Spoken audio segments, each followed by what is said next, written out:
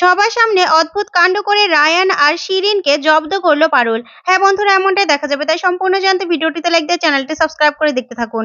গল্পের শুরুতে দেখা যাবে পারুলকে রায়ান বলতে থাকে, থাক থাক, তোর এই কেকটা খেতে হবে না, বুঝতে পেরেছি তুই খাবি না তো।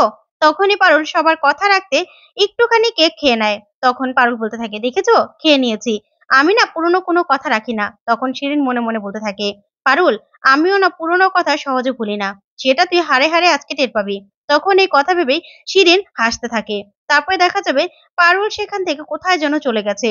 ওইদিকে দেখা যাবে গোপাল রুকুকে বলতে থাকে, রুকু, এই 6টা মাস আমি যেমন তোমাদের বাড়িতে অ্যাডজাস্ট করে চলছি, ঠিক তেমনি তোমাকেও এই বাড়িতে সবার মন জুগিয়ে চলতে হবে।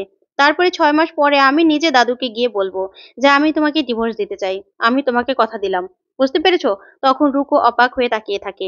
তারপরে রুকু বলতে থাকে, আমি ঘর দুয়ারের কোনো কাজ জানি না গোপাল, আপনি আমাকে বলেছিলেন যে আমাকে কমফোর্টেবল দিবেন, কিন্তু আপনি সেটা থেকে পিছিয়ে গেলেন, আপনি দায়িত্বের দোহাই দিয়ে। তারপরে এই কথা বললে গোপাল অবাক হয়ে রুকুর দিকে তাকিয়ে থাকে। তারপরে রুকু গোপালের মুখের উপর দরজাটা লাগিয়ে দেয়। তখন গোপাল মনে মনে খুব কষ্ট পেতে থাকে আর মনে মনে বলতে থাকে, আমি কি করব রুকু, আমি যে কিছুই করতে পারবো না। তখন এই কথা ভেবেই গোপাল বেরিয়ে যায়। ওইদিকে দেখা যাবে তুর্য ওরা সবাই পারুলকে খুঁজতে থাকে আর বলতে থাকে, ক্লাস তো শুরু হয়ে যাবে, পারুল আবার কোথায় গেল। তখনই ও পারুলের বন্ধুরা বলতে থাকে, পারুল মনে হয় একটু ওয়াশরুমে গেছে। তখন তুর্য বলতে থাকে, আজকেও যদি লেট হয় তাহলে তো কেডি ছাড়বে না পারুলকে। তারপরে দেখা যাবে পারুল চলে আসে। চলে আসলেই পারুলকে দেখে পারুলের বন্ধুরা বলতে থাকে, পারুল তুমি ঠিক আছো তো। তখন পারুল ওর বন্ধু দিকে তাকিয়ে বলতে থাকে, ঝাক্কাস আছি। তখন এই কথা শুনে শিরিন আর রায়ান খুব হাসতে থাকে আর বলতে থাকে, দেখ রায়ান দেখ, ওষুধের কাজ শুরু হয়ে গেছে, বুঝতে পেরেছিস, ওর না এবার তামাশা দেখা যাবে। তারপরে দেখা যাবে ক্লাস শুরু হয়ে যায়, সবাই ক্লাস করছে। ওইদিকে পারুল চোখ বড় বড় করে কিছু একটা দেখে চিৎকার করে ওঠে না বলে। তখনই স্যার বলতে থাকে, কি হলো, তুমি এরকম চিৎকার করে উঠলে কেন। তখনই পারুল স্যারকে দেখে ওর হরি কাকা। তখনই পারুল বলতে থাকে, হরি কাকা তুমি এখানে। তখনই রায়ান ওরা অনেক হাসতে থাকে আর বলতে থাকে, দেখ দেখ দেখ, ওই ন্যাড়া গোয়ালের জন্তুটা এখন স্যারকে হরি কাকা দেখছে। তখন এই ভেবে রায়ান খুব খুশি হয়ে যায় আর মল্লার মনে মনে বলতে থাকে, এসব কি হচ্ছে, কি হবে এবার। তখনই তোর্য অবাক হয়ে যায়, বলতে থাকে, এসব কি হচ্ছে। তখনই পারুলের বন্ধুরা বলতে থাকে, এসব কি হচ্ছে বলতো। তখন তোর্য বলে, নিশ্চয়ই কেকের মধ্যে কিছু একটা ওরা মিশিয়ে দিয়েছিল র্যাগিং এর নামে, কি হবে কে জানে। আর এদিকে দেখা যাবে পারুল স্যারকে হরি কাকা বললে স্যার রেগে যায় আরো আর বলতে থাকে, আমি তোমার কিসের হরি কাকা, তোমার এত বড় সাহস, তুমি আমাকে হরি কাকা বলছো। তখন পারুল বলতে থাকে, হরি কাকা তুমি তো ন্যাড়া গোয়ালের, তাহলে এমন করছো কেন, তোমাকে না এই ব্লেজার স্যুটটা পরে খুব সুন্দর লাগছে, তুমি কবে বানালে গো এটা। তখন এই কথাগুলো শুনে ক্লাসের সবাই হাসতে থাকে। তারপরে পারুল স্যারের হাত ধরে বলতে থাকে, হরি কাকা তোমাকে কি সুন্দর লাগছে গো দেখতে, পুরো সাহেব সাহেব লাগছে। আর তুমি তো পটপট করে ইংলিশও বলছো, তুমি এত ইংলিশ কবে শিখলে গো। তারপরে আরো অদ্ভুত কাণ্ড করতে থাকে পারুল স্যারের সঙ্গে, যা দেখে স্যার রেগে যায় আর রেগে গিয়ে ক্লাসরুম থেকে বেরিয়ে যায়। ওইদিকে রায়ানরা খুব হাসতে থাকে আর বলতে থাকে, এই শিরিন কতটুকু ওষুধ মিশিয়েছিলি রে। তখন শিরিন বলতে থাকে, আরে যতটা মেশালে ও এরকম কাণ্ড করতে পারে।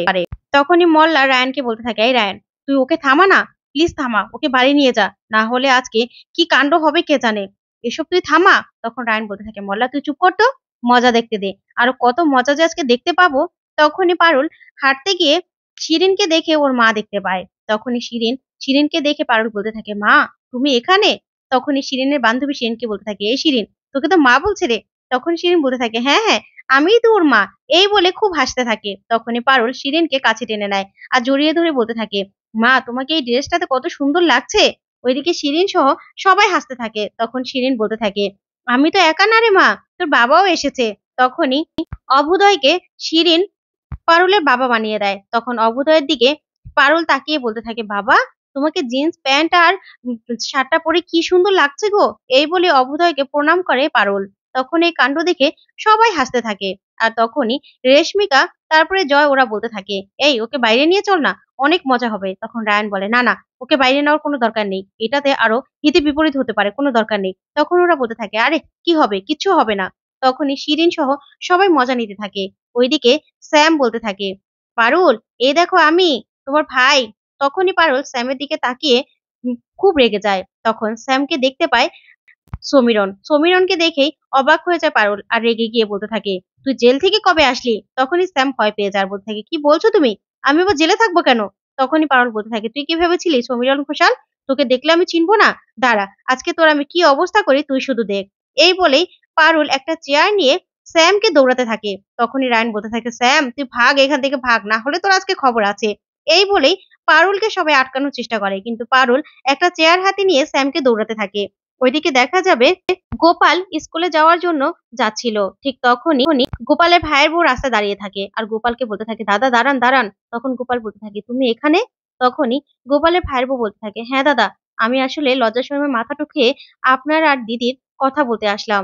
আসলে আসলে কাকিমণি দিদির সঙ্গে এরকম করছে কেন জানেন? ওই ভাদু আর মা সব গন্ডগোলটা লাগিয়েছে।